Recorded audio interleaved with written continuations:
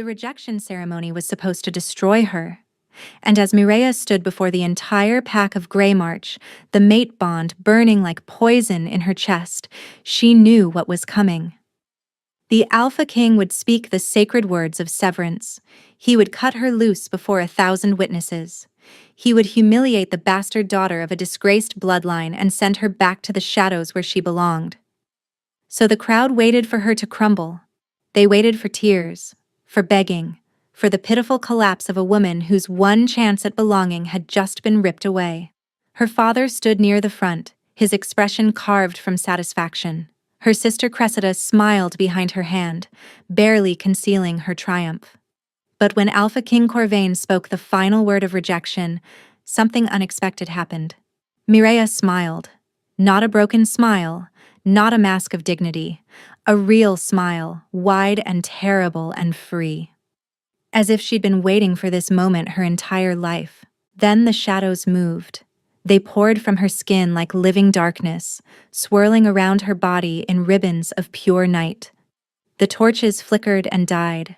The great hall plunged into blackness, and in that blackness, only Mireia remained visible, her eyes glowing with ancient power that hadn't been seen in Greymarch for 300 years. The prophecy had warned that she would either save the Alpha King or destroy him. Neither of them understood that both outcomes were possible. Neither of them understood that love would decide which one came true. The Great Hall of Greymarch had never held so many wolves. They packed the stone galleries 3 rows deep, their formal attire a sea of blacks and silvers, the colors of the kingdom. Torches blazed along every pillar, casting dancing light across tapestries that depicted 3 centuries of Alpha Kings. And at the center of it all, raised on a platform of polished obsidian, stood the mating altar. This was where bonds were sealed, where Alpha claimed Luna and 2 souls became one.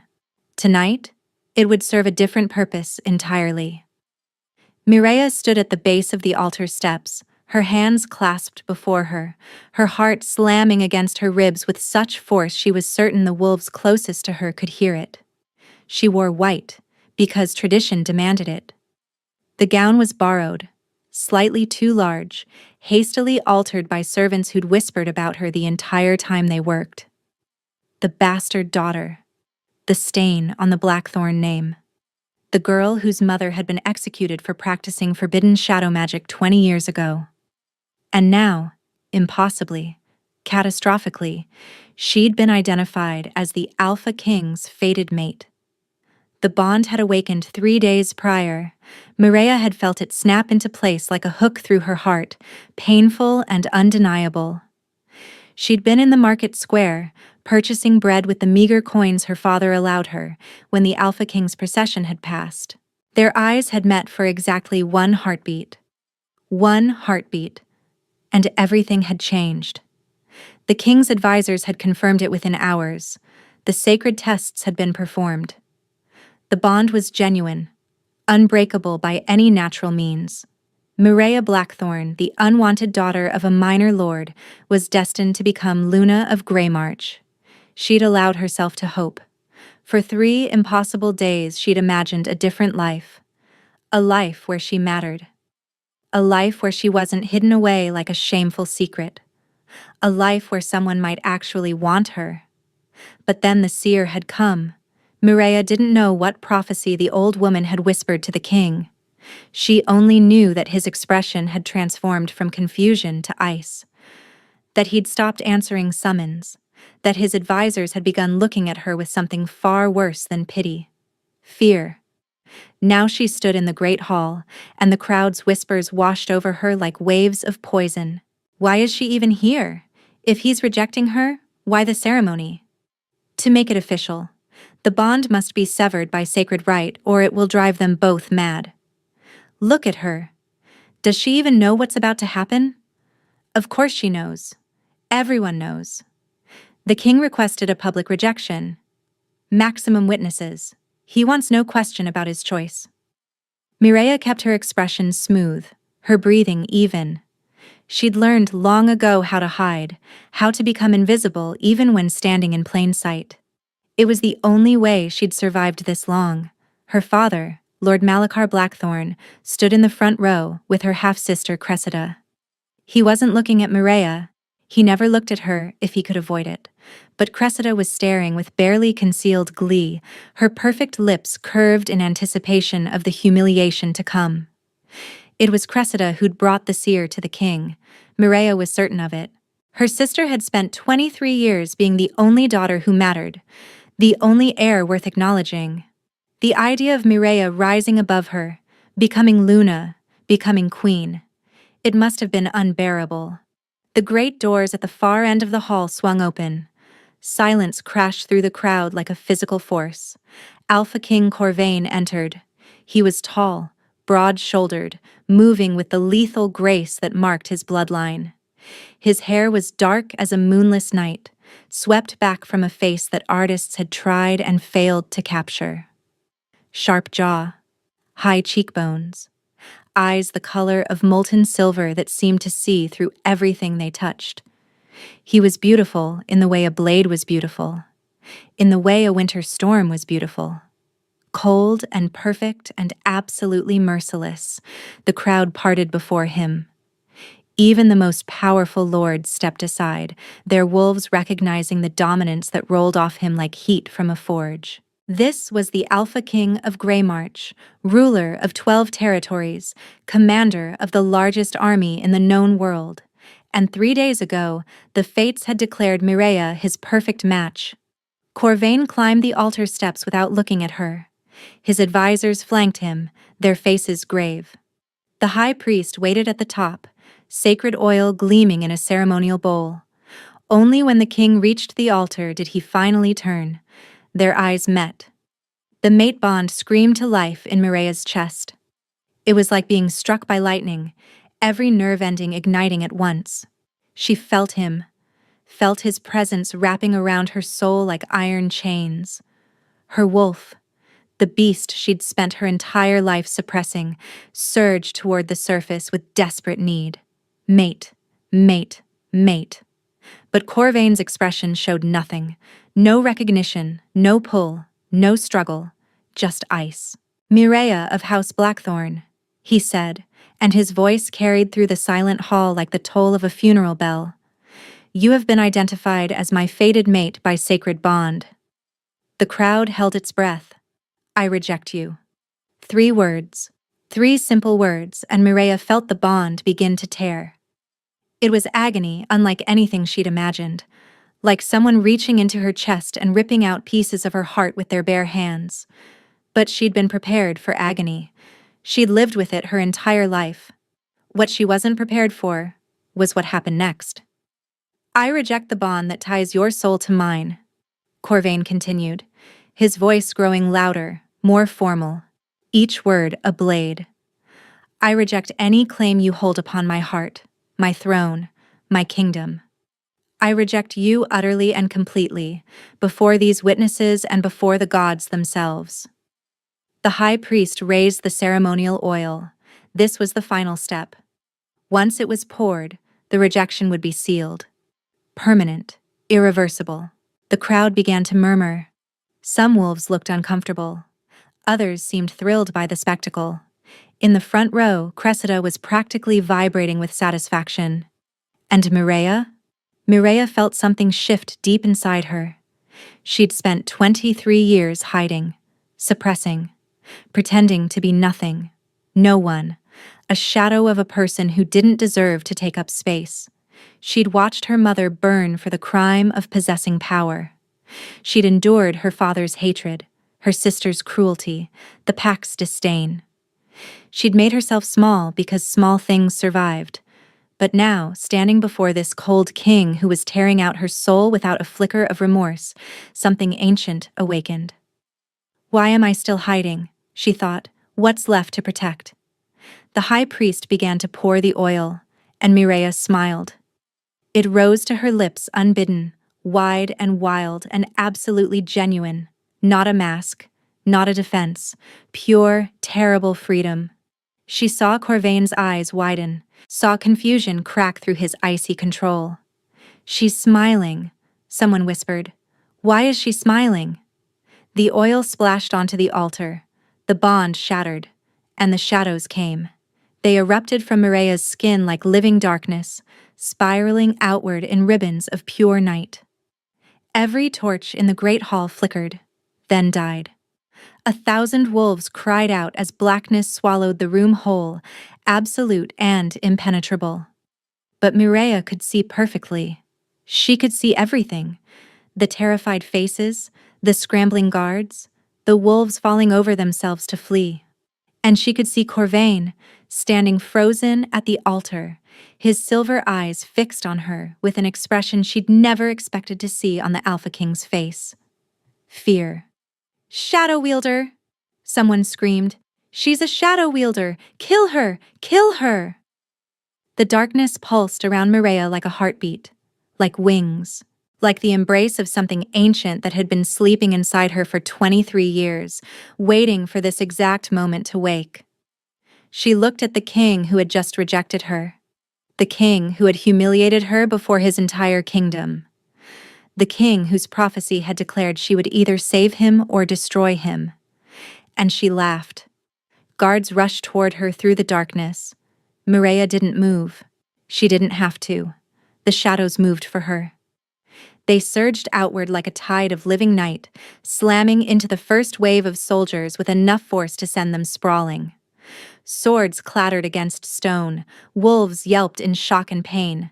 More guards came, and more shadows rose to meet them. "Stand down!" Corvain's voice cut through the chaos like a whip crack. "Stand down!" The guards hesitated, the shadows writhed, and slowly, impossibly, the torches began to flicker back to life. Mireya felt the darkness recede, pulling back into her skin like water draining into sand. She hadn't called it forth, and she couldn't control its retreat. The power moved according to its own ancient logic, responding to something she didn't understand. Within moments, the great hall was illuminated again, though dimmer than before. Half the torches had guttered out entirely, leaving pools of shadow in the corners that seemed deeper than they should be. Every eye was fixed on Mireya. She stood exactly where she'd been standing before, her white gown unstained, and her expression calm. But something had changed. The crowd could feel it. She could feel it. She was no longer hiding. "Seize her!" Lord Malakar's voice rang out. Her father had pushed to the front of the crowd, his face purple with rage. "She's a shadow wielder. She carries the same curse as her mother. The law demands her execution." Several guards moved forward, but they moved slowly, their hands trembling on their weapons. They'd just watched this woman stop a dozen of their brothers without lifting a finger. "I said stand down." Corvain descended the altar steps, his boots echoing in the sudden silence.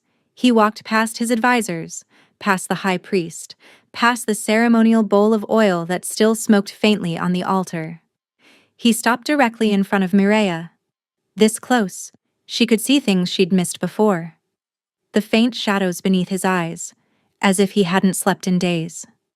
The slight pallor beneath his tan skin. The way his jaw clenched as he looked at her, fighting some internal battle she couldn't name. And his scent. Even with the bond severed, she could still smell him. Winter pine and cold steel and something else. Something wrong. Something that smelled like frost on dead flowers. "You're dying," she said quietly.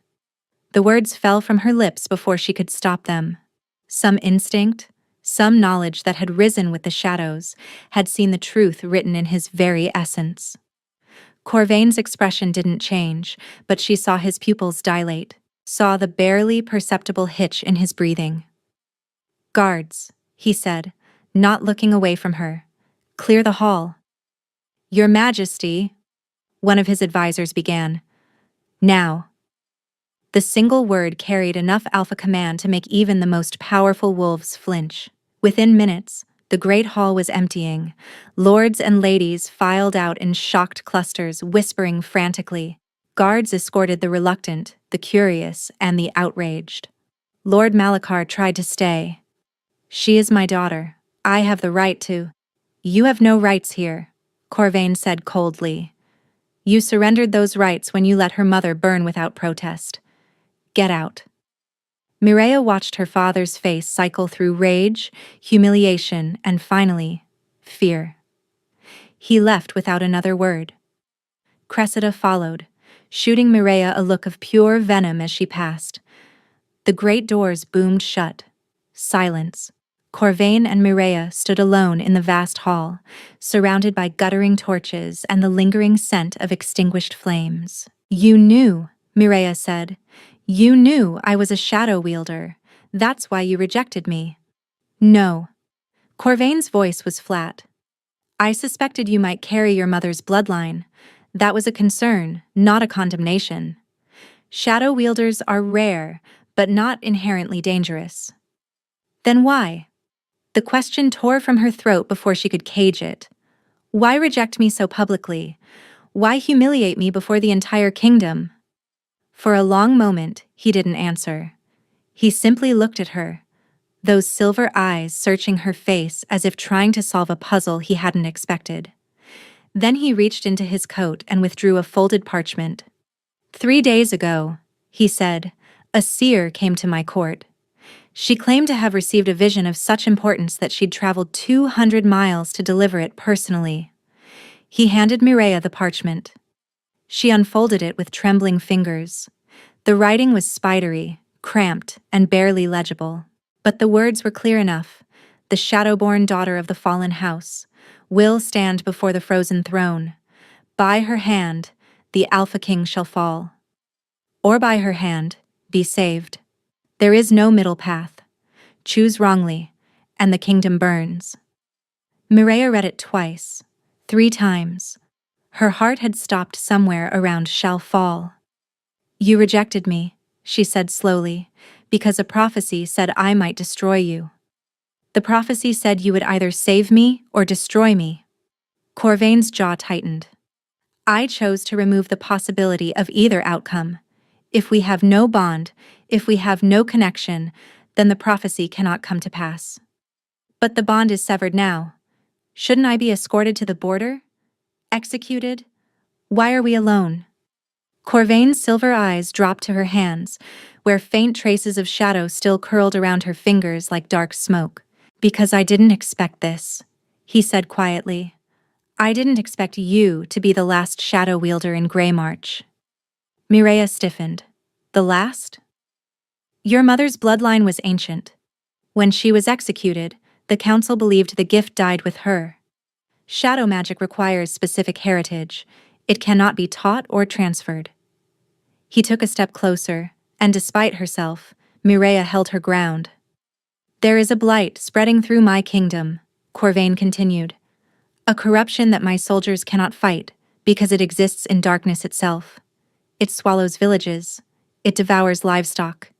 It has killed 300 of my people in the last month alone, and nothing I do stops it." Understanding dawned cold and terrible in Mireia's chest. "You need me." "Yes." The admission seemed to cost him something. She could see it in the tightening of his shoulders, the way his hands flexed at his sides. "So here is my offer," he said. "I cannot restore the mate bond. What is severed by sacred right cannot be reformed. But I can offer you something else.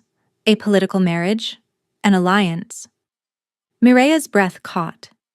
"You would marry me," she said carefully, "but not as your mate." "Correct. You would have the title of queen. You would have protection, resources, status. Your family could never touch you again. In exchange, you would use your power to help me fight the blight that is consuming my kingdom." "And the prophecy? The part about me destroying you?" Something flickered in Corvain's eyes, something that looked almost like pain. "We would maintain separate lives, separate chambers. We would appear together only when absolutely necessary. The bond is already severed. If we keep our distance, if we never allow any true connection to form, then neither outcome of the prophecy can manifest." "Because you'll never let yourself care about me," Mireia said. "And I'll never have the chance to care about you." "Precisely." She should refuse. Everything in her screamed that this was a trap, a cage dressed in silk and titles. He'd rejected her publicly. He'd humiliated her. He'd made it clear that she was nothing more than a tool to be used. But then she thought about what waited for her outside this hall. Her father, already planning her execution. Her sister, eager to watch her burn as their mother had. A kingdom full of wolves who had just witnessed her forbidden power and would never let her live in peace. Cold over cruelty, she thought grimly. I'll choose cold over cruelty every time. I have conditions, Mireia said. Corvain's eyebrow rose slightly. You're in no position to negotiate. I am the last shadow wielder in your kingdom. You just admitted you need me. I'd say that gives me some position. For a long moment he simply stared at her. Then, unexpectedly, the corner of his mouth twitched. Not quite a smile, but something. Name them. First, my family will have no claim on me. No visits, no contact, no pretending we share blood. Done. Second, I want access to whatever records exist about shadow magic. I need to learn to control this power, and I won't do it blind. A longer pause. Those records are restricted. Dangerous. So am I, apparently. Another twitch at his mouth. Granted. Third. She hesitated. This was the condition that truly mattered, the one that would determine whether this arrangement was survivable. Third, you will never lie to me. If you decide I've become too dangerous, if you decide to execute me regardless, you'll tell me to my face before you do it. Corvain's expression shifted. For the first time, something almost like respect flickered in those silver eyes. You have my word, he said quietly. As alpha and as king, no matter what happens, you will face truth from me, not deception. Mireia extended her hand. He took it. His skin was cold. Colder than it should be, colder than any wolf's body should run. And for just a moment, as their palms pressed together, she felt something stir in the darkness inside her. A warning. Or perhaps a promise. Then I accept your offer, Alpha King, she said. I'll be your weapon against the darkness, your queen without a crown, your wife, in name alone. Corvain's fingers tightened around hers. The wedding will be in 3 days, he said. Prepare yourself. He released her hand and walked away, disappearing through a side door without looking back. Mireia stood alone in the great hall, surrounded by dying torches and the echo of choices she couldn't take back. The shadows beneath her skin hummed in anticipation. News of the royal wedding spread through Greymarch like wildfire. Within hours, every tavern, every market square, every noble estate buzzed with the same impossible story. The Alpha King had rejected his fated mate in front of 1,000 witnesses. He'd severed the sacred bond with ceremonial oil, and then, inexplicably, he'd announced he would marry her anyway. Not as his Luna, not as his fated, as a political bride. The kingdom didn't know what to make of it. Neither did Mireia. The 3 days before the wedding passed in a blur of fittings, preparations, and carefully avoided conversations. Corvain had assigned her a suite in the east wing of the castle, far from his own chambers. Servants attended to her needs with nervous efficiency, their eyes always sliding away from her face as if looking directly at her might summon the shadows they'd all heard about. She didn't see the king during those 3 days. Not once. But she saw plenty of everyone else. On the morning of the wedding, Mireia stood before a mirror while seamstresses made final adjustments to her gown. It was silver this time, not white. White was for bonded mates. Silver was for political unions, for arrangements, for marriages that meant nothing. The door opened behind her. "Leave us," a cold voice commanded. The seamstresses fled without a word. Mireia didn't turn. She didn't need to. She recognized her father's voice the way a soldier recognized the whistle of an incoming arrow. "You shouldn't be here," she said calmly. "I made my conditions clear." Lord Malachar stepped into her line of sight, his reflection joining hers in the mirror.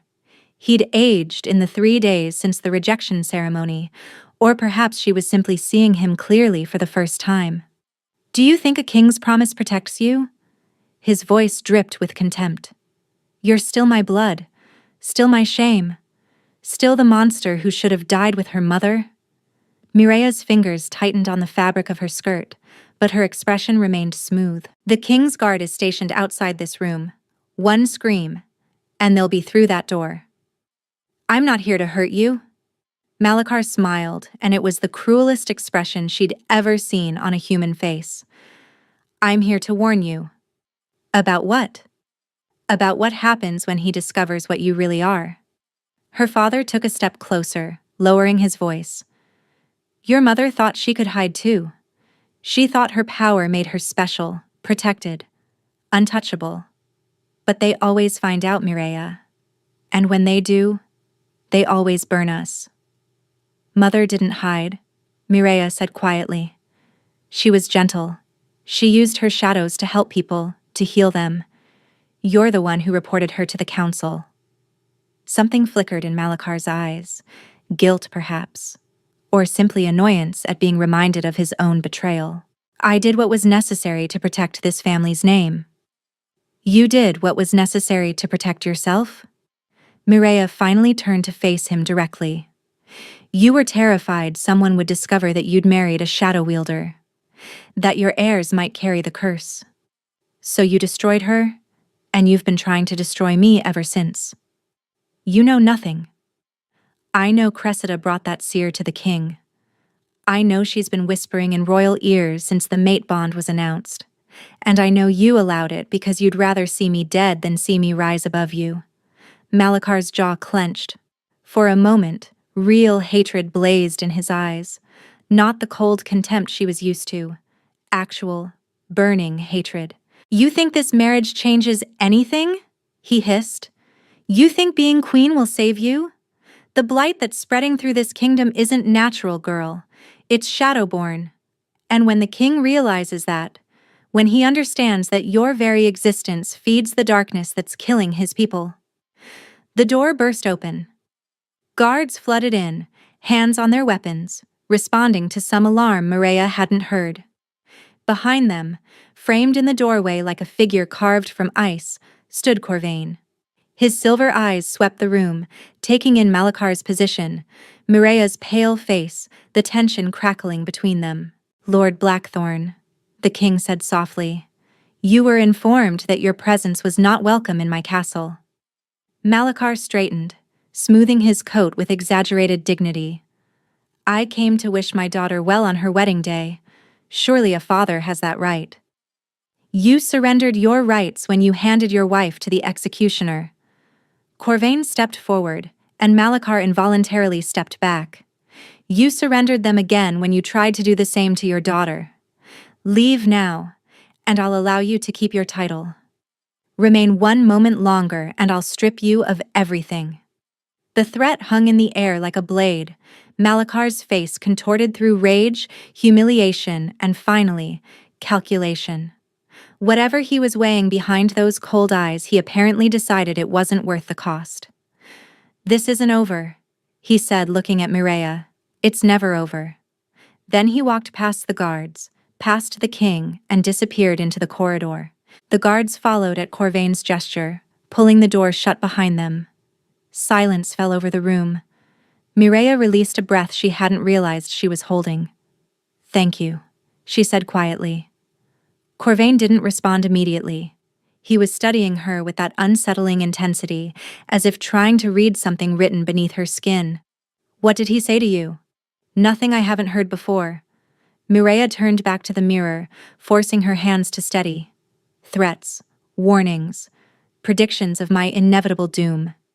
"He mentioned the blight." It wasn't a question. Mireya's fingers paused on her sleeve. "He did." "What did he say about it?" She met his eyes in the mirror, silver against the darkness that always seemed to lurk at the edges of her reflection now. "He said it's shadowborn, that my existence feeds it." She tilted her head slightly. "Is that true?" For a long moment, Corvain said nothing. Then he crossed the room to stand behind her, his reflection looming over hers in the glass. "I don't know," he admitted. "The blight appeared 6 months ago, long before your power manifested publicly. But it is darkness-related. That much is certain. So there's a chance my father is right. That I'm making it worse, simply by existing. There's a chance, Corvain agreed. There's also a chance that your power is the only thing capable of stopping it.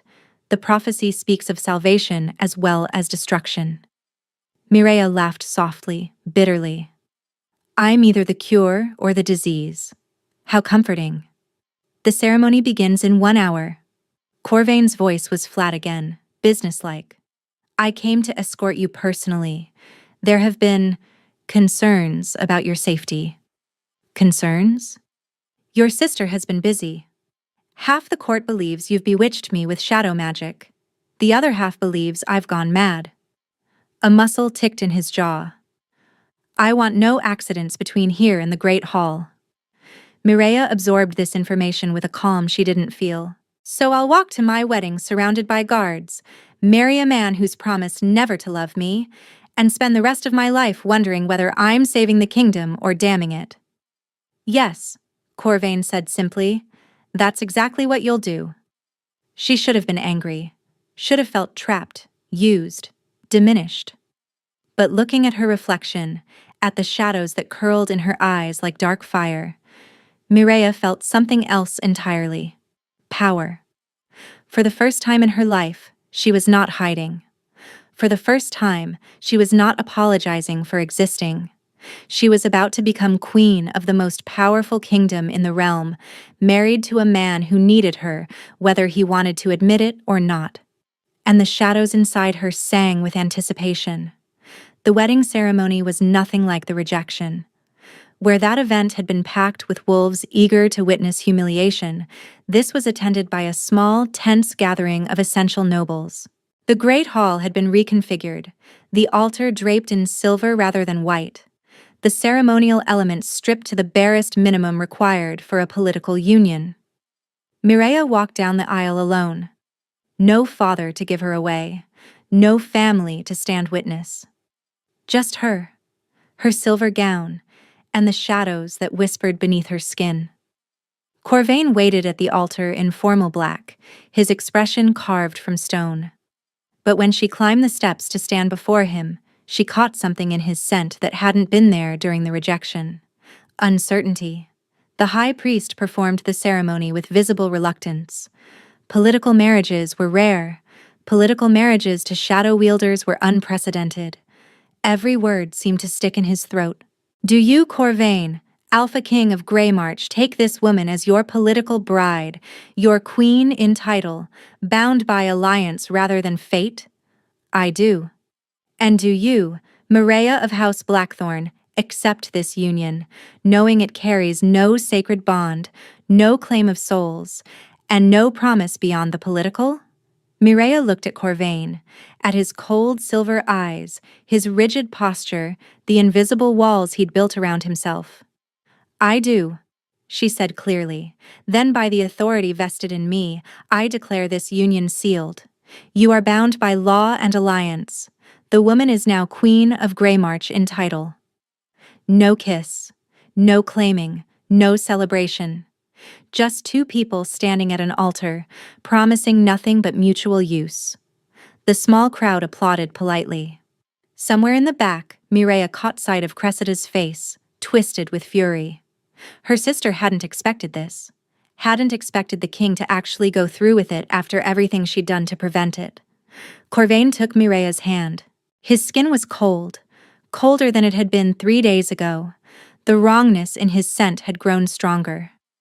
My queen, he said flatly, the title landing like a stone. My king, she replied. They walked down the aisle together, the first steps of a marriage built on nothing but necessity. Behind them, the shadows in the corners of the great hall pulsed once, then went still. That night, Mireia stood alone on the balcony of her new chambers, the queen's chambers, vast and cold and empty. Corvain had escorted her here after the ceremony and left without a word. True to his promise, he would not share her space, would not pretend this was anything more than what it was. She should feel relieved. should feel grateful for the distance that kept her safe from prophecy and complication. Instead, she felt the shadows stirring. They moved differently now, more responsively, as if the wedding had awakened something, some connection she didn't understand. She could feel the darkness of the castle, the pockets of shadow in every corner, every corridor. She could feel the blight, too, far away but growing, a wrongness on the edge of her awareness like a wound that wouldn't heal, and she could feel him, Corvain, somewhere in his chambers on the opposite side of the castle. She could sense his presence like a cold spot in a warm room, impossible to ignore. The bond was severed. She knew that. She'd felt it shatter during the rejection. So why could she still feel him? A knock at her door interrupted her thoughts. "Enter," she called. A servant appeared, her eyes downcast. "Your Majesty, a visitor requests an audience. She says it's urgent." "At this hour? Who is it?" The servant hesitated. "She says her name is Morwen. She claims to be your mother's sister." Mireya's blood ran cold. Her mother had never mentioned a sister. She'd never mentioned any family at all. Yet another secret buried with her ashes. "Send her in." The servant bowed and retreated. Moments later, an old woman entered the chamber. She was small, stooped, wrapped in a traveling cloak that had seen better decades. But her eyes, dark as midnight, sharp as glass, met Mireya's with unsettling familiarity. "So," the woman said, her voice like dried leaves rustling, "you've finally awakened. I wondered how long it would take." "Who are you?" "I told you. Your mother's twin sister. Your aunt." Morwen stepped closer, studying Mireya's face with an intensity that bordered on hunger. "And the person who's going to tell you what the king didn't." Mireya's shadows stirred uneasily. "What do you mean?" "I mean the blight, child. The darkness that's eating this kingdom alive." Morwen's eyes glittered. "It isn't random. It isn't natural. And it isn't something you can fight." "Why not?" The old woman smiled, and it was not a kind smile. "Because you're not the cure, Mireya." Her voice dropped to a whisper. "You're the cage. Your mother bound something inside you before she died. Something ancient. Something that's been sleeping for 23 years. The shadows around Mireya writhed. "And now that you've awakened," Morwen continued, "it's waking too." Morwen was gone by morning. She'd vanished as mysteriously as she'd appeared, leaving behind only her words and a small leather journal filled with notes about shadow magic. Mireya had stayed awake until dawn, reading by candlelight, trying to understand what her aunt had revealed. "You're not the cure. You're the cage. Your mother bound something inside you. It's waking too." The journal offered fragments of explanation. Shadow wielders were not simply born with power. They were vessels. Their bloodline had been created centuries ago to contain something called the Voidborn, an entity of pure darkness that had nearly destroyed the world in ancient times. Each generation, the power passed from mother to daughter, keeping the Voidborn trapped. But Mireya's mother had died before teaching her anything, before explaining how to maintain the cage, before warning her what happened if the seals began to break. A knock at her door pulled her from her thoughts. "Enter." A guard appeared. "Your Majesty, the king requests your presence in the northern courtyard. He says it's time to begin your training." Training. Right. She was supposed to learn to control her shadows so she could fight the blight. But now that she understood what the shadows truly were, what lived inside them, the prospect felt far more dangerous. Still, she had no choice. She'd made a bargain. Mireya followed the guard through winding corridors and down stone staircases until they emerged into a courtyard she hadn't seen before. It was enclosed by high walls, the ground covered in packed dirt rather than grass. Training dummies lined one side, weapon racks lined the other, and in the center, stripped down to a simple white shirt with sleeves rolled to his elbows, stood Corvan. Mireya's breath caught. She'd seen him in formal attire, in ceremonial robes, in the rigid armor of kingship. She'd never seen him like this, informal, almost vulnerable. His dark hair was tied back from his face, revealing the sharp angles of his features. His forearms were corded with muscle, marked with faint scars she hadn't noticed before. He was also paler than he'd been at the wedding. The wrongness in his scent had deepened. "You're late," he said flatly. "I was reading." Mireia descended the steps into the courtyard. "My aunt left me a journal about shadow magic." Corvain's eyes sharpened. "Your aunt?" "Morwen. She appeared last night. Apparently she's my mother's twin sister." Mireia stopped a few feet from him, close enough to feel the cold radiating from his skin. "She told me some interesting things." "Such as?" Mireia considered lying, considered keeping Morwen's revelations to herself until she understood them better. But Corvain had promised her truth. She owed him the same. "She said the blight isn't something I can fight. She said I'm not the cure." Mireia met his silver eyes steadily. "She said I'm a cage, that my mother bound something inside me before she died, and now that my powers have awakened, it's waking too." Corvain's expression didn't change, but she saw his hands tighten at his sides. "The Voidborn," he said quietly. "You know about it?" "I know the legends. An entity of pure darkness that nearly consumed the world 300 years ago. It was supposedly destroyed by a coalition of shadow wielders who sacrificed themselves to cage it forever." His jaw tightened. "Apparently, forever had conditions." "Apparently." Mireia looked down at her hands where faint tendrils of shadow curled around her fingers. "So when you asked me to fight the blight, you were essentially asking me to fight myself." "I didn't know. But you suspected. The prophecy said I would either save you or destroy you. This is what it meant, isn't it? If I lose control of what's inside me, then you become the very thing you're meant to stop." Corvain stepped closer, and despite herself, Mireia held her ground, which is why training matters. Your mother controlled her power for decades. Whatever she bound inside you, she managed to keep it contained. You can learn to do the same. My mother had training, teachers, a lifetime of practice. Mireia's voice cracked slightly. "I have a journal and 3 days of knowing this power exists. Then we start with fundamentals." He moved before she could react. One moment he was standing in front of her. The next, his hand was wrapped around her wrist, his body behind hers, his mouth close to her ear. "Call the shadows," he commanded. Mireia's heart hammered. She could feel him everywhere, the cold of his chest against her back, the strength of his grip, the brush of his breath against her neck. The mate bond was severed.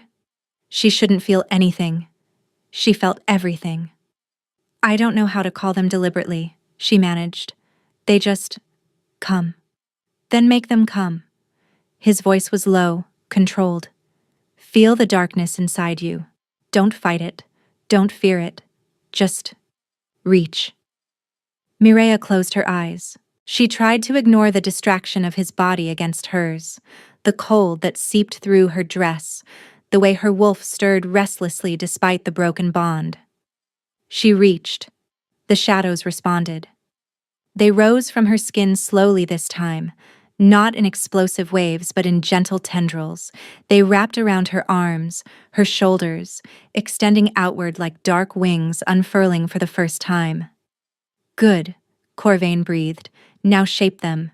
Give them form." "What form?" "Whatever feels natural." Mireia concentrated. The shadows shifted, thickened, solidified.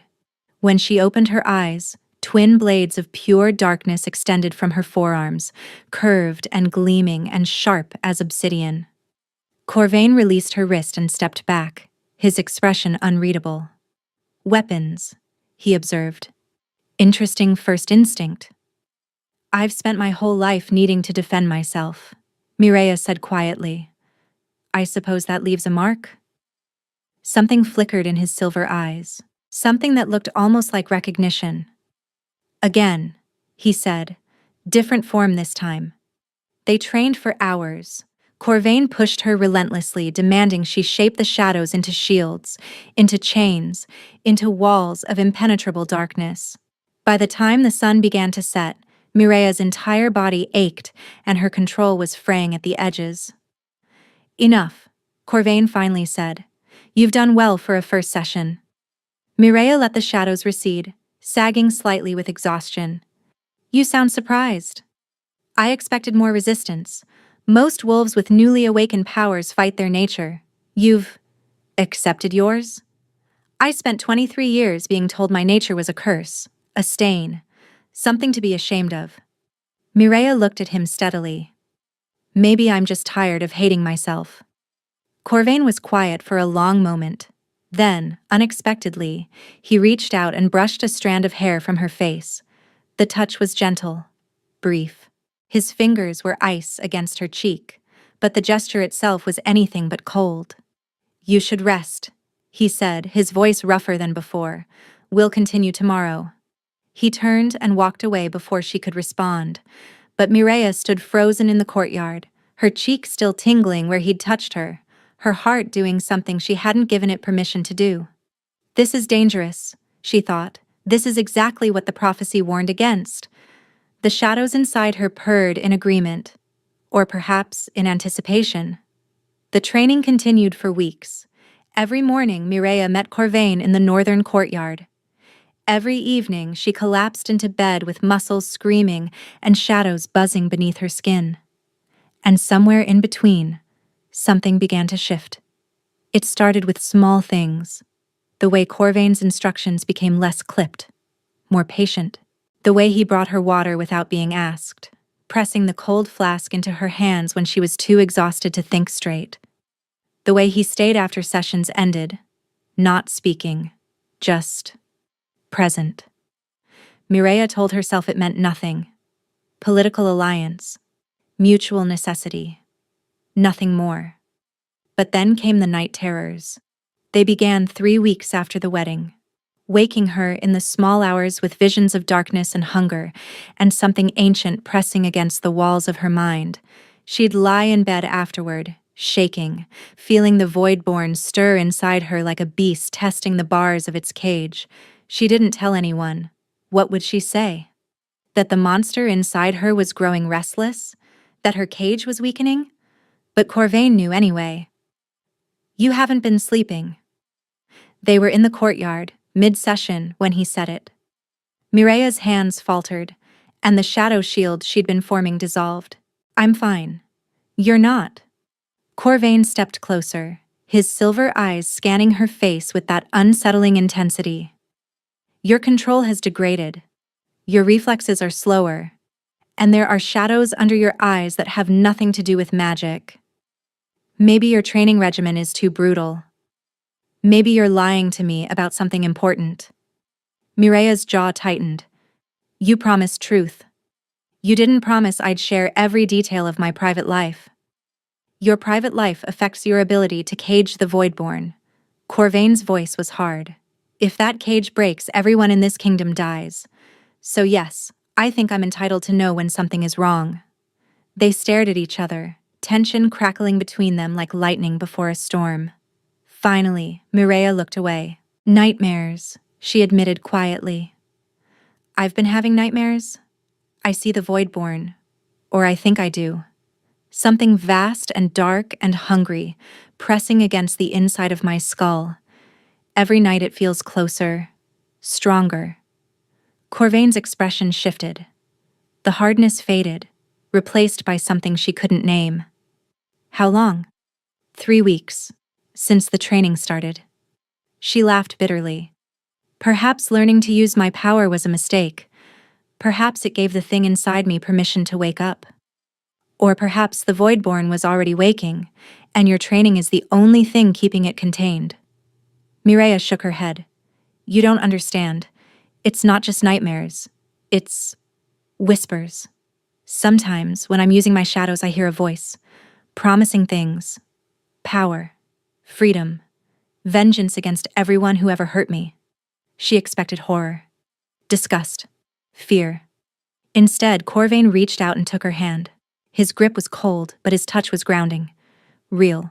Present. I hear whispers too, he said quietly. Mireya's breath caught. What? The cold inside me. It's not just a family condition, as I told you before. His jaw tightened. It's a curse, placed on my bloodline 300 years ago by a witch who wanted revenge for her daughter's death. Revenge for what? My ancestor rejected her daughter as his mate. Publicly. Cruelly. Corvain's mouth twisted. Sound familiar? The parallel wasn't lost on Mireya, an ancestor who rejected his mate. A curse that punished the rejection. And now, here they stood, 3 centuries later, repeating the same pattern. What does the curse do? It freezes us from the inside out. Slowly. Inevitably. Corvain released her hand, stepping back. Every king of my line has died before reaching 40. My father lasted until 38. His father made it to 35. Mireya's heart clenched. How old are you? 29. 9 years. At most, he had 9 years left. Probably less, given how cold he already ran, how pale his skin had become. That's why you rejected me, she realized. Not just the prophecy. You're dying anyway. You didn't want to drag a mate down with you. A mate bond ties 2 souls together. When one dies, the other often follows. Corvain's voice was flat, detached, as if he were discussing the weather rather than his own impending death. I couldn't condemn someone to that fate just because the universe decided we were matched. But you married me anyway. A political marriage carries no soul bond. When I die, you'll grieve or you won't. But you'll survive. Mireya stared at him. This cold, impossible man who had given her protection and titles and training, who had shielded her from her family and introduced her to a power she'd never known she possessed. This man who was dying, and who had structured his entire life around ensuring no one would die with him. The curse, she said slowly. Is there no way to break it? Generations of my family have tried. Healers, witches, scholars, none have succeeded. But shadow magic is older than most witch curses, perhaps. No. The word was sharp. Final. You will not risk yourself trying to save me. The kingdom needs you alive. The Voidborn must remain caged. My death is irrelevant compared to that. Irrelevant. Mireya stepped closer, ignoring the cold that radiated from him. You think your death is irrelevant? I think it's inevitable. There's a difference. And I think you've spent so long preparing to die that you've forgotten how to live. The words hung between them, heavy with meaning neither wanted to examine too closely. Corvain's silver eyes searched her face. For a long moment he said nothing. Then, slowly, he raised his hand and cupped her cheek. His palm was ice, but his thumb, brushing across her cheekbone, was gentle. You should hate me, he said quietly. I rejected you, humiliated you, used you. You saved me, Mireya countered, from my father, from execution, from a life of hiding and shame. I saved a tool, a weapon. Is that all I am to you? The question came out before she could stop it, raw and honest and far more vulnerable than she'd intended. Corvain's hand trembled against her face. His eyes darkened with something that looked like pain. No, he admitted, the word barely audible. That's the problem. He dropped his hand and stepped back, his expression shuddering closed. Training is over for today, he said roughly. Rest, eat. Tomorrow we begin work on combating the blight directly. He was gone before she could respond, disappearing through the courtyard door with the practiced efficiency of a man running from something he couldn't fight. Mireya stood alone in the fading light, her heart racing, her mind spinning. That's the problem, he'd said. She was the problem. Or rather, his feelings for her were. Because somewhere in the weeks of training and small kindnesses and whispered confessions, the Alpha King who'd sworn never to care about her had started to do exactly that. And Mireya, despite every warning, despite every logical argument against it, had started to care about him too. That night, the nightmares were worse than ever. The Voidborn pressed against her consciousness like a living storm, showing her visions of devastation, the kingdom in flames, villages swallowed by darkness, Corvain frozen solid, and his silver eyes empty and dead. "Let me out," the voice whispered. "Let me out, and I can save him. Let me out, and I can save everyone. Let me out. Let me out." Mireia woke screaming, shadows exploding from her body in uncontrolled waves. Servants came running, guards pounded on her door. But she couldn't stop, couldn't breathe, and couldn't contain the darkness that poured from her like blood from a wound. Then cold hands gripped her shoulders. "Mireia." Corvain's voice cut through the chaos like a blade. "Mireia, look at me." She forced her eyes open. He was there, in her chambers, in his night clothes, his dark hair loose around his shoulders. His skin was so pale it was almost translucent in the moonlight. "I can't stop it," she gasped. "It's too strong." "You can." His grip tightened. "You're stronger than it is. You're stronger than anything. Now breathe. Focus on my voice. Let everything else go." She tried. Gods, she tried.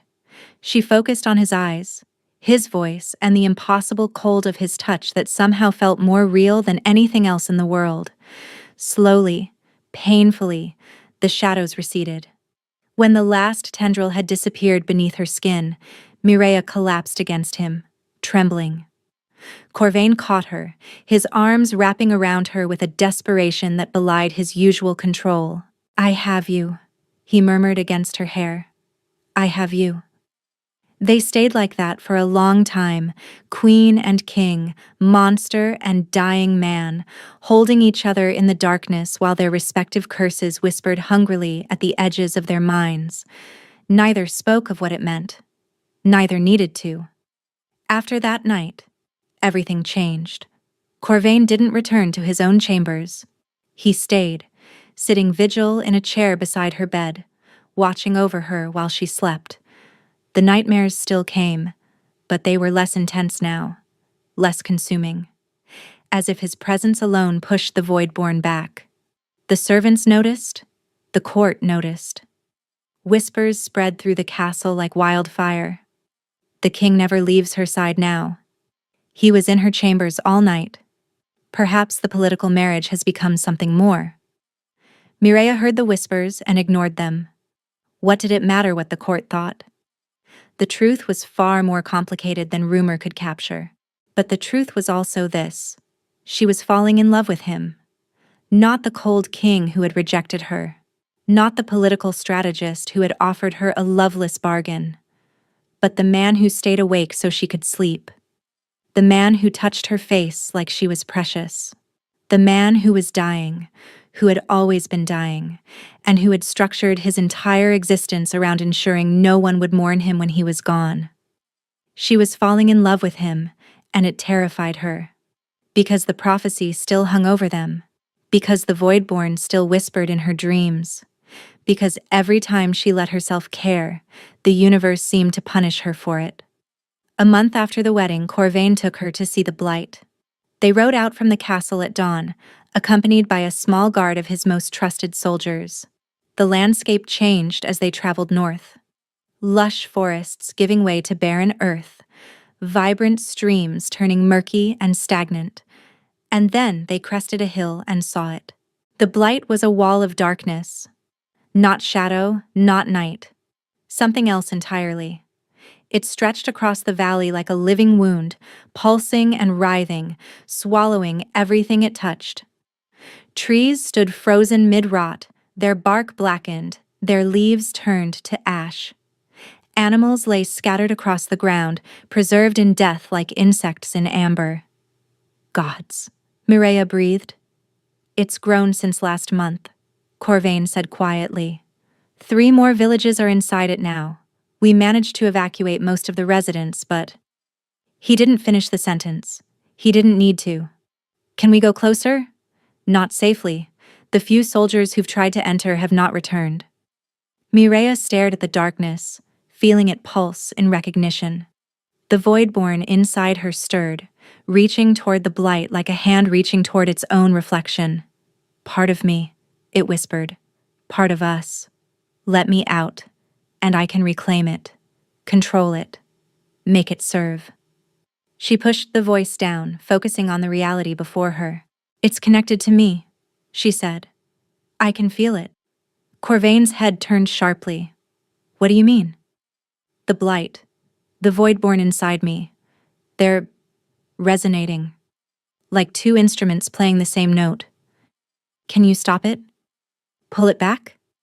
Mireia closed her eyes, reaching toward the darkness with her shadows. For a moment, she felt the blight respond, felt it hesitate, recognize her authority, begin to contract. Then, something pushed back. The force hit her like a physical blow, sending her reeling in the saddle. Corvain caught her before she could fall, his cold hands gripping her arms. "What happened?" "There's something inside the blight," Mireia gasped. "Something else. Someone is controlling it." "Who?" "I don't—" She froze. In the instant of contact, she'd felt something familiar. A signature she recognized from childhood nightmares, from whispered stories, from the day her mother burned. "My father," she breathed. "My father is feeding it." They returned to the castle at full gallop, guards struggling to keep pace. Corvain sent soldiers to arrest Lord Malachar immediately, but by the time they reached the Blackthorn estate, he was gone. Cressida remained. She was brought to the castle in chains, protesting her innocence with increasingly desperate conviction. But when Corvain's interrogators pressed her, the truth emerged in fragments. Their father had been experimenting with shadow magic for years, not wielding it himself. He didn't have the gift, but using artifacts, rituals, and forbidden techniques to siphon power from the blight and channel it toward his own ends. "He said it would make him powerful," Cressida sobbed. "He said once the blight consumed enough of the kingdom, he could bargain with the Voidborn directly. Trade his service for immortality." "And you helped him," Mireia said flatly. "I didn't know. Not at first. I just—" Cressida's eyes were wild, terrified. "He said you were the danger, that your power would destroy everything. I believed him. I brought the seer to the king because father said it would protect the kingdom." "The seer who delivered the prophecy about me?" "Yes." "The prophecy that led to my public rejection?" "Yes." Cressida was crying now, ugly sobs that twisted her beautiful face. "But I didn't know about the blight. I swear I didn't know he was feeding it. I thought I was saving people, not killing them." Mireia looked at her sister. This woman who had tormented her for 23 years, who had smiled at her humiliation, who had worked tirelessly to destroy her, and felt nothing but exhaustion. "Take her away," she said. The guards dragged Cressida from the room, her screams echoing down the corridor. Corvain waited until the door closed before speaking. "Your father is still out there, still connected to the blight. I know. If he's truly made a bargain with the Voidborn, or thinks he has, he'll try to break your cage, free the entity, use it for his own purposes." "I know." Corvain stepped closer, his silver eyes searching her face. "Can you stop him?" Mireia thought about everything she'd learned, about the shadows inside her, the power that was both weapon and prison, about the mother she'd lost and the monster she contained. "Yes," she said quietly, "but not alone." "You won't be alone." Corvain's hand found hers, his cold fingers intertwining with her warm ones. "Whatever comes, we face it together." The words should have been reassuring. Instead, they made Mireia's heart clench with terror, because she'd felt the blight. She'd felt the Voidborn recognizing it, reaching for it, wanting to merge with it. And she'd felt how close she was to losing control. If she faced her father, if she confronted the blight directly, she might save the kingdom. Or she might become the very thing that destroyed it. That night, Mireia found Corvain in his study, staring at maps of the Blight's spread. He didn't look up when she entered, but she saw his shoulders tense with awareness. "You should be resting," he said. "So should you." She closed the door behind her. "But we're both here instead." Silence stretched between them, thick with everything neither had said. Finally, Mireia crossed the room to stand beside him. She looked at the maps, at the darkness consuming village after village, spreading inexorably toward the castle.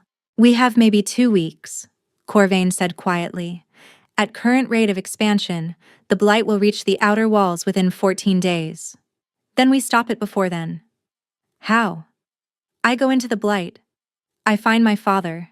I sever his connection to the darkness." Corvain's jaw tightened. "That's suicide."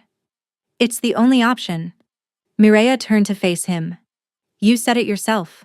I'm the last shadow wielder. I'm the only one who can enter that darkness and survive. The only one who might be able to control it." "Might," he repeated. "You might be able to control it, or you might lose yourself entirely, become what your father wants you to become. That's a risk I have to take." "No." The word came out raw, desperate. "I won't allow it. You don't get to make that choice. I am your king. You are my political husband." Mireia's voice cracked. "You made sure of that, remember? No bond, no claim, no right to stop me from doing what needs to be done." Corvain moved before she could react. His hands gripped her shoulders, his silver eyes blazing with an intensity she'd never seen before. "Do you think I care about politics right now?" he demanded. "Do you think I care about bonds or claims or any of that? Then what do you care about?" "You." The word tore from him like a confession. "I care about you.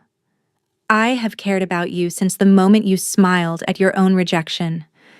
Since you demanded conditions from a king when you had no power to negotiate. Since you reached into the darkness inside yourself and pulled out light." Mireia's heart stopped. "Corvain, I know what the prophecy says. I know you could destroy me. I know caring about you is the most dangerous thing I've ever done." His hands trembled on her shoulders. "But I can't stop. I've tried. Gods, I've tried. But every moment I spend with you makes it worse. Makes me want more. Makes me forget that I'm dying, that you're dangerous, that everything about this is impossible." "You're not supposed to love me," Mireia whispered. "That was the arrangement." "I know." His forehead dropped to rest against hers. "I broke my own rules. I'm sorry." She should push him away. Should remind him of the prophecy, the curse, all the reasons this couldn't work. Instead, she said, "I love you too." The words fell from her lips like prayers, like surrender. Corvain went rigid. Then his mouth found hers.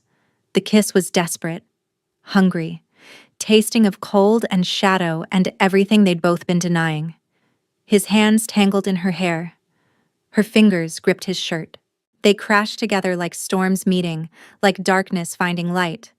And then, Corvain screamed. He tore away from her, staggering backward, his hands clutching his chest. Frost was spreading across his skin, faster than she'd ever seen, racing up his arms, his neck, crystallizing across his face. "No," Mireia gasped. "No, no, no." "The curse," Corvain choked out. His silver eyes were wide with agony. When I said the words, understanding crashed over her, the curse that froze his bloodline, the curse placed by a witch whose daughter was rejected. It wasn't just about dying young, it was about love. The moment he confessed love, real love, true love, the curse activated. "I'm killing you," Mireia cried. "By loving you, I'm killing you." Corvain collapsed to his knees, the frost consuming him.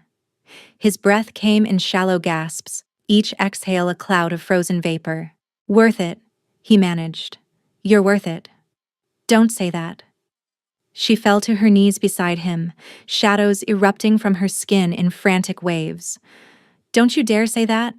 I didn't survive my whole life just to lose you now." The Voidborn stirred inside her, sensing weakness, sensing opportunity.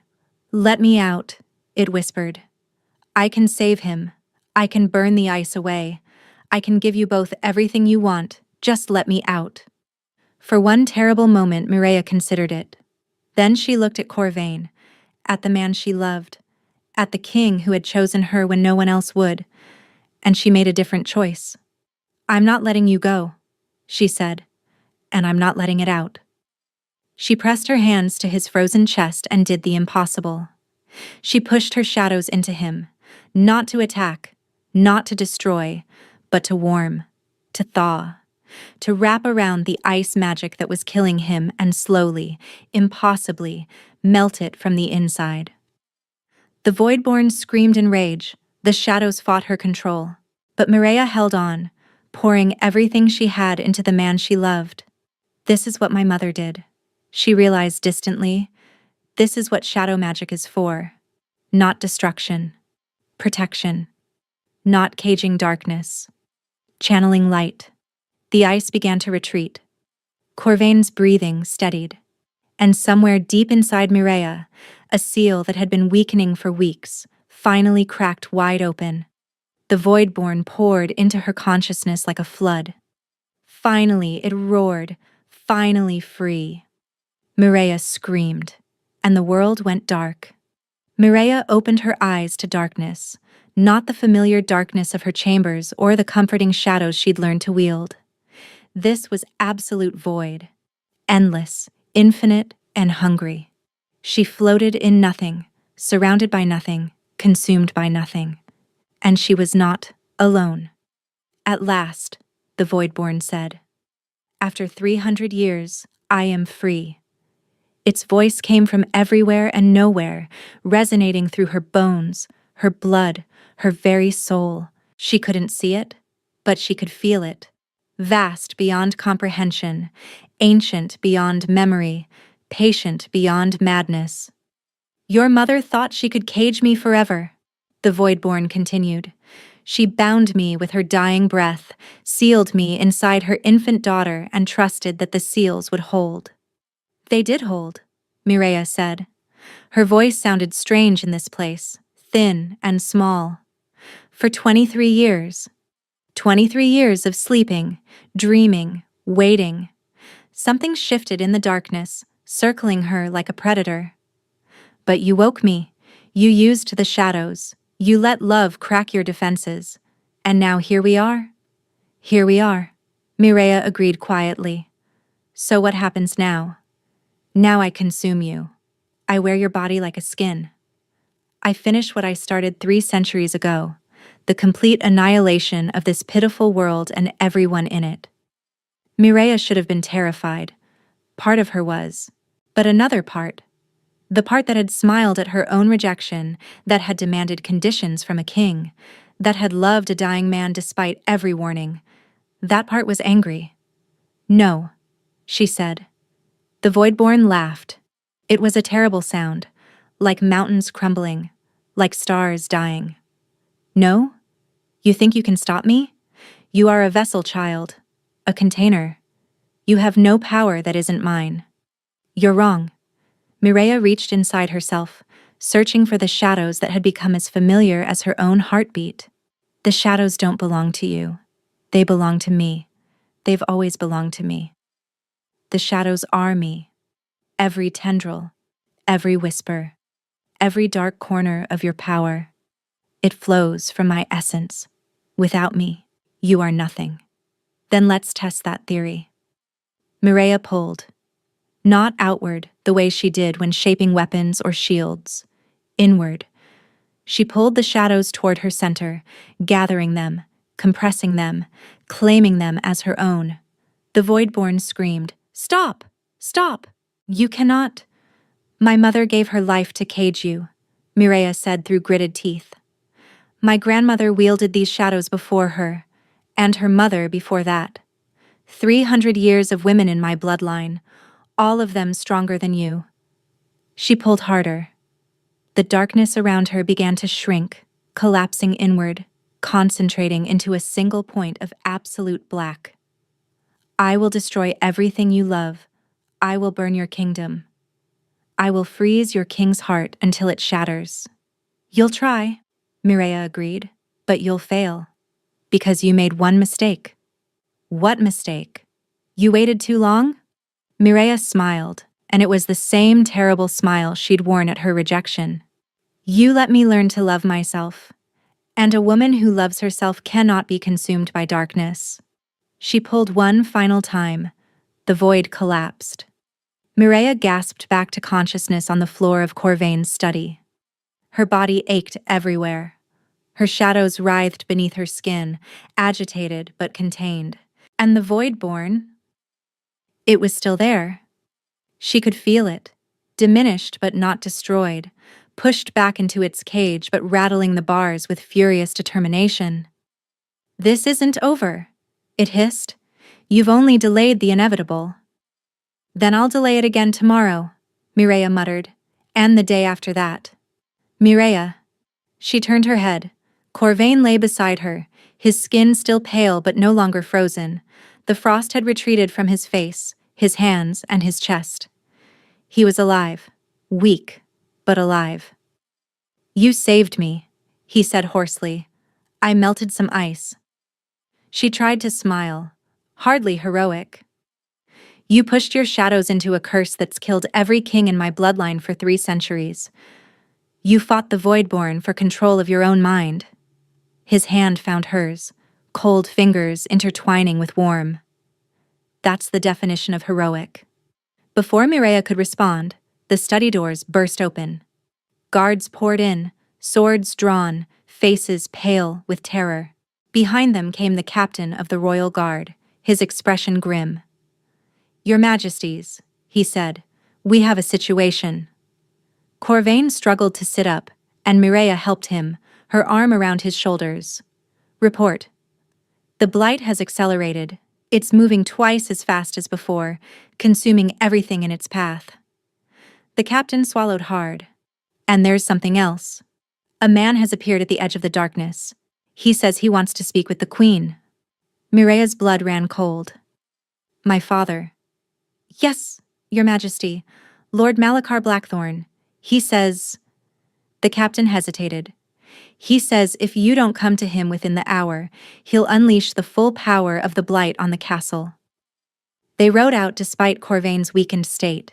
He refused to let her go alone, refused to stay behind while she faced her father. The guards formed a protective circle around them, but everyone knew the truth. If Malachar controlled the blight as completely as he claimed, no number of soldiers would matter. The blight had grown since yesterday. It loomed before them now, a wall of absolute darkness stretching from horizon to horizon. And standing at its edge, perfectly calm, was Lord Malachar Blackthorn. He looked different. Power had changed him. His eyes were darker, his skin pale as bone, shadows curling around his fingers like living serpents. He smiled when he saw Mireia, and it was the cruelest expression she'd ever seen on a human face. Daughter? He said warmly. How good of you to come. You wanted to speak. Mireia dismounted, walking toward him despite Corvain's protest. Speak. I wanted to offer you a choice. Malachar spread his hands, indicating the blight behind him. All of this could be yours. The Voidborn recognizes you as its true vessel. Join me, and together we can remake this kingdom. Tear down the old order. Build something better. Better? Mireia stared at him. You've killed hundreds of people, destroyed villages, fed innocent lives to the darkness. Sacrifices. Necessary sacrifices for a greater purpose. Malachar's smile widened. Your mother understood that. She could have been great, you know. She had the power. But she wasted it trying to contain the Voidborn rather than harnessing it. She saved me. She caged you. Turned you into a prison for power that should have been wielded freely.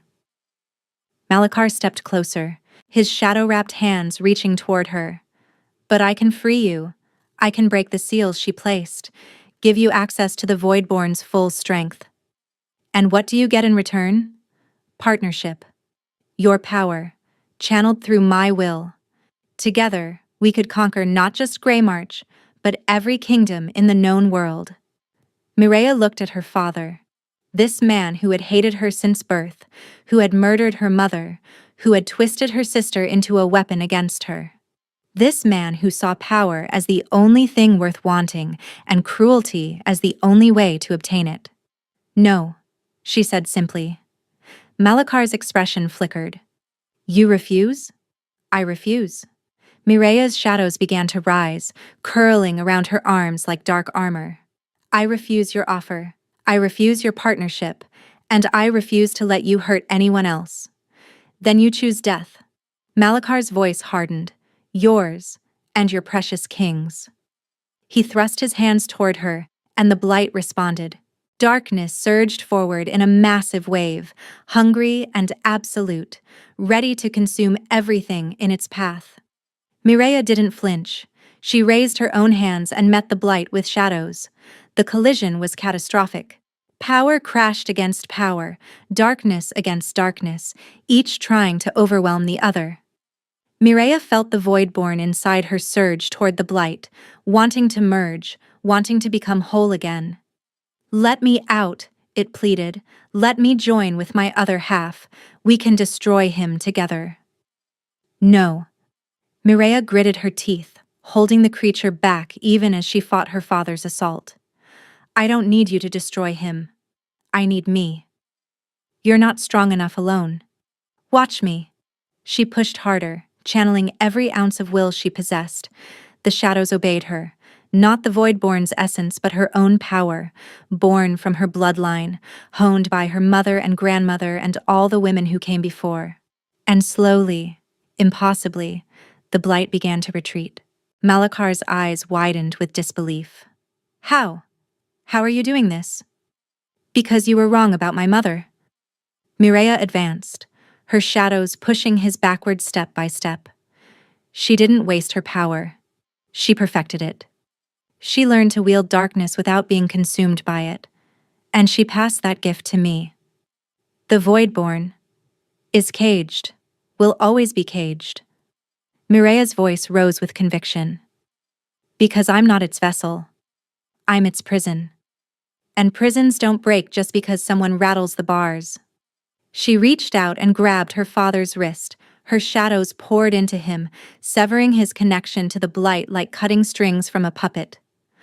Malakar screamed as the stolen power was ripped away, as the darkness he'd bargained for abandoned him entirely. The blight shuddered, contracted, began to collapse inward on itself. "No," Malakar gasped. "No, this was supposed to be my triumph, my revenge, my—" "You're nothing." Mireia released him, letting him fall to his knees. "You've spent your whole life chasing power because you couldn't stand being ordinary. Because you couldn't accept that your mother was a witch, that your wife was innocent, that your daughter was stronger than you'd ever be."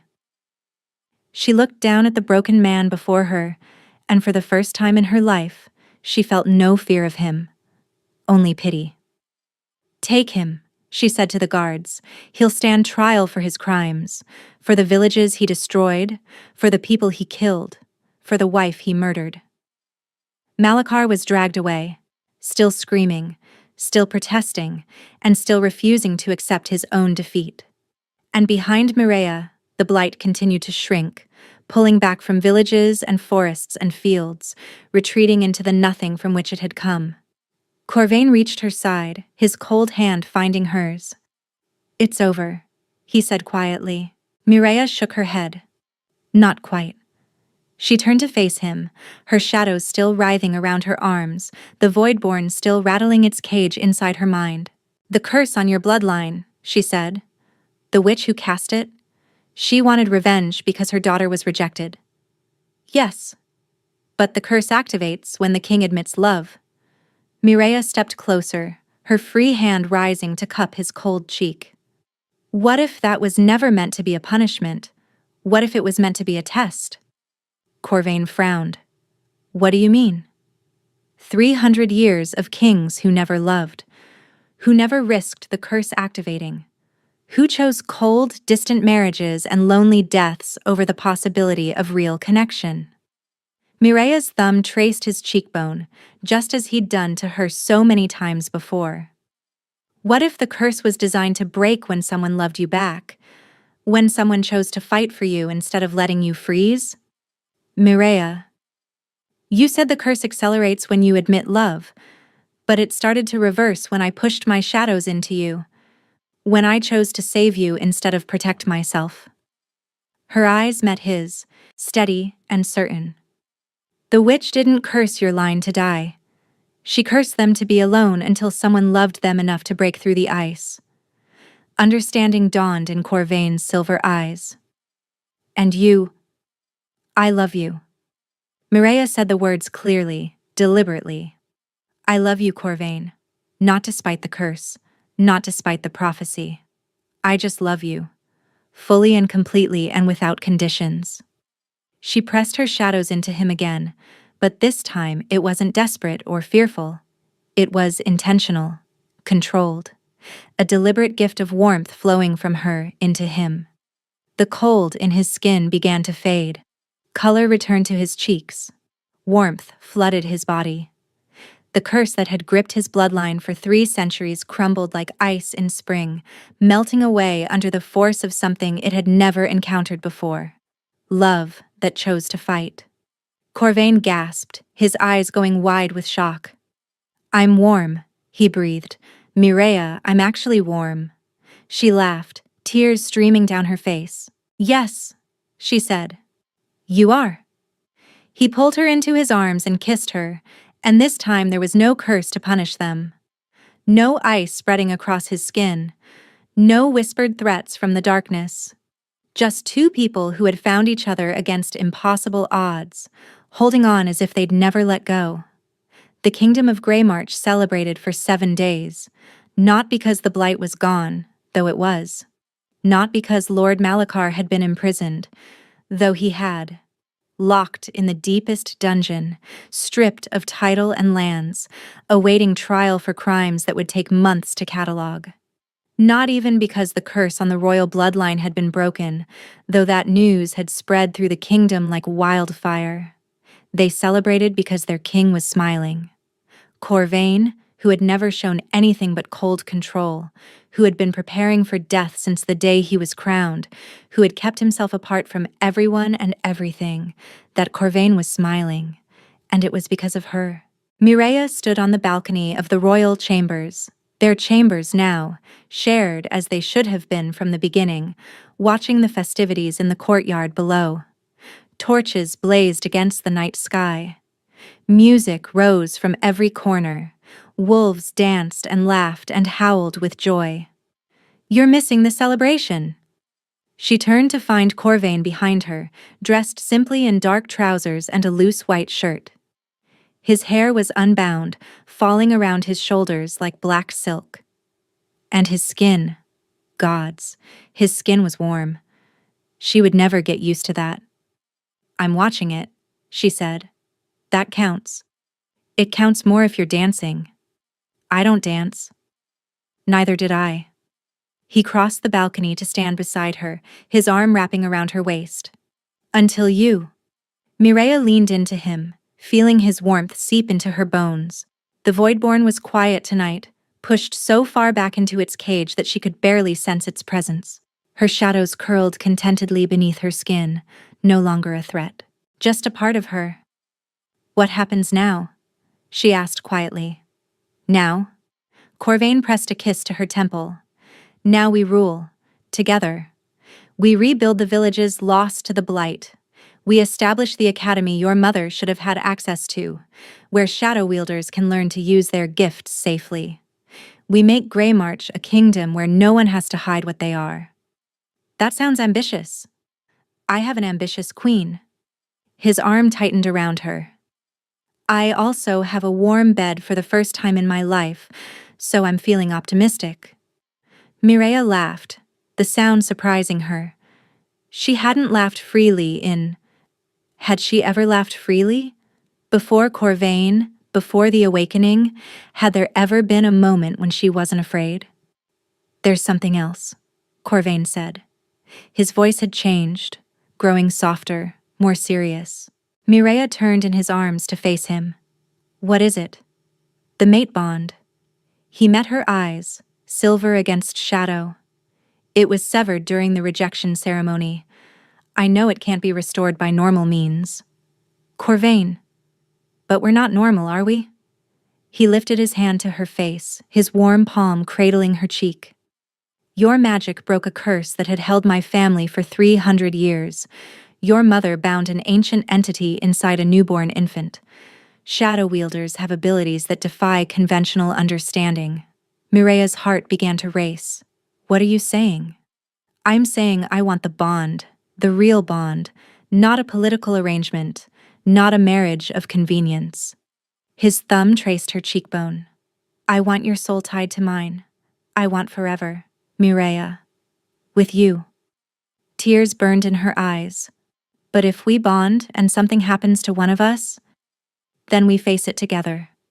Living or dying. Together. Corvain's voice was fierce with conviction. I spent 29 years preparing to die alone. I don't want to live alone anymore.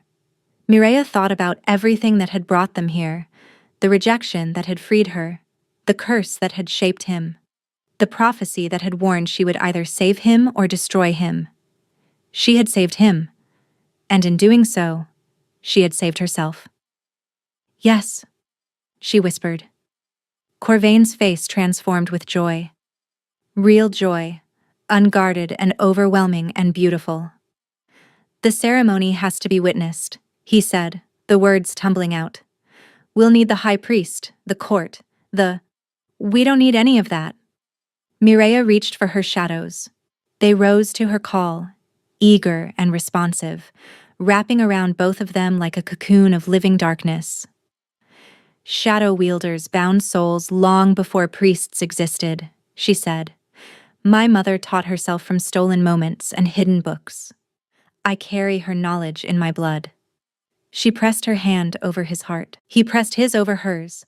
I claim you, she said, and the shadows pulsed with power, as my mate, my soul, my forever. I claim you, he echoed, his voice rough with emotion, as my mate, my soul, my forever. The bond snapped into place. It was nothing like the forced connection of fated mates that had awakened in the market square. This was chosen, deliberate, intentional. Two souls reaching for each other and deciding to intertwine. Mireia felt him, not just his presence, but his essence, his warmth, his strength, his love. He was inside her now, as surely as the Voidborn was caged there, but infinitely more welcome. And she was inside him. The shadows receded, and they stood together on the balcony, bound in ways that transcended ceremony or law. I love you, Corvain said. I love you too, Mireia replied. Below them, the celebration continued.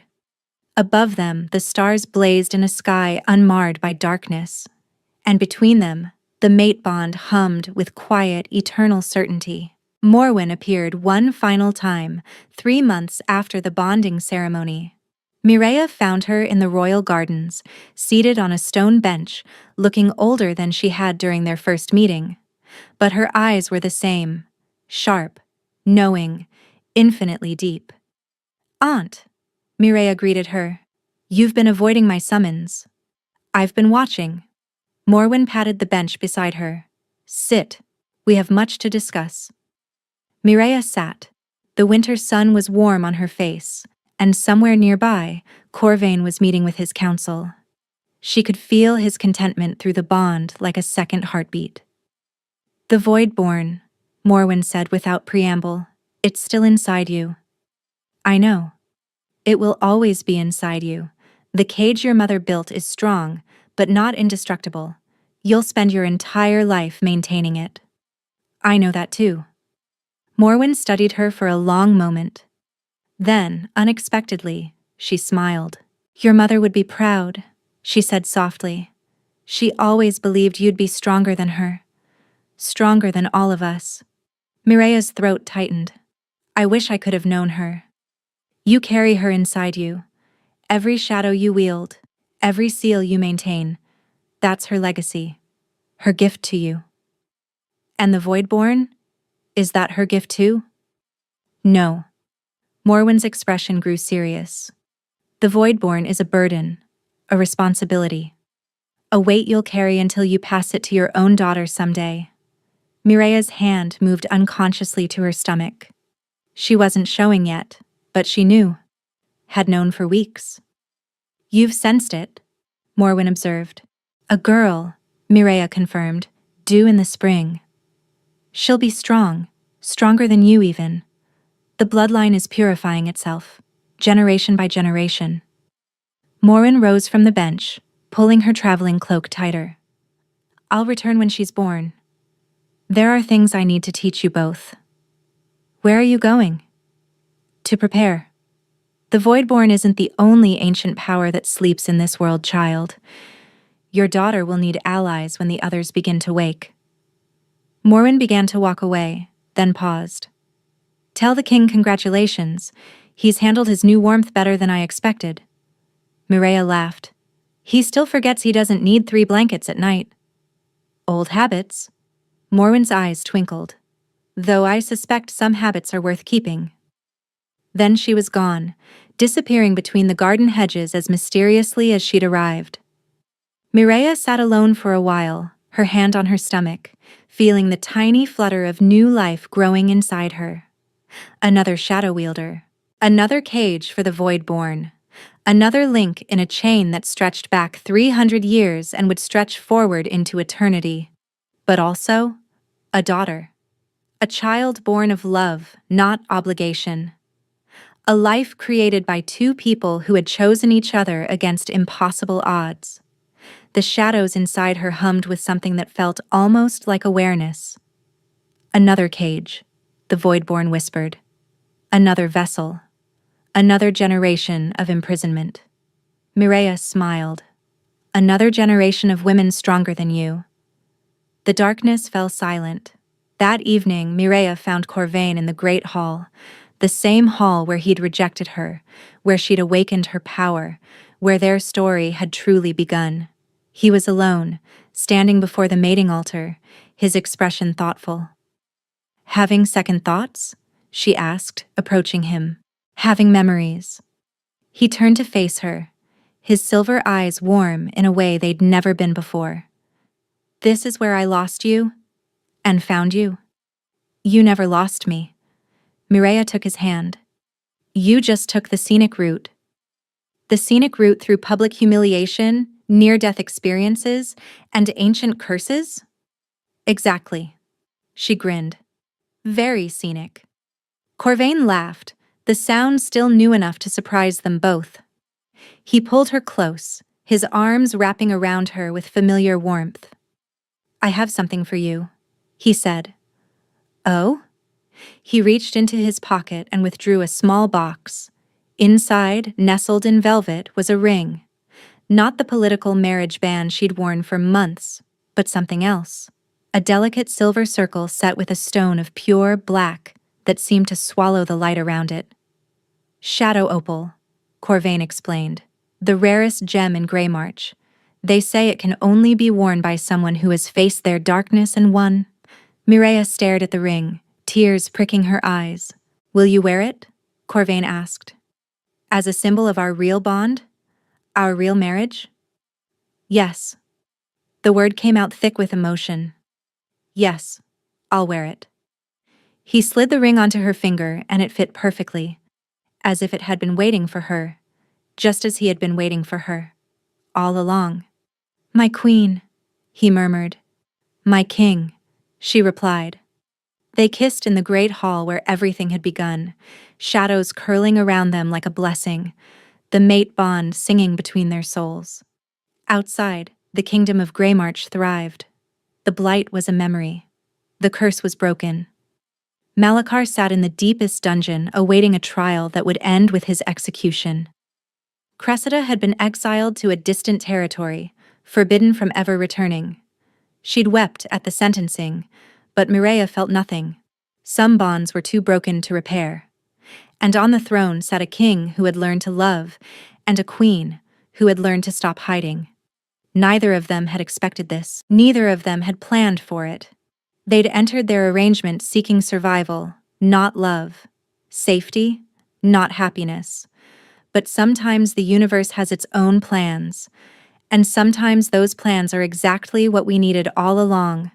The rejection ceremony was supposed to destroy her. And as Mireia stood before the entire pack of Greymarch, the mate bond burning like poison in her chest, she knew what was coming. The Alpha King would speak the sacred words of severance. He would cut her loose before 1,000 witnesses. He would humiliate the bastard daughter of a disgraced bloodline and send her back to the shadows where she belonged. So the crowd waited for her to crumble. They waited for tears, for begging, for the pitiful collapse of a woman whose one chance at belonging had just been ripped away. But when Alpha King Corvain spoke the final word of rejection, something unexpected happened. Mireia smiled. Not a broken smile, not a mask of dignity. A real smile, wide and terrible and free. Because sometimes being rejected is the first step toward finding where you truly belong.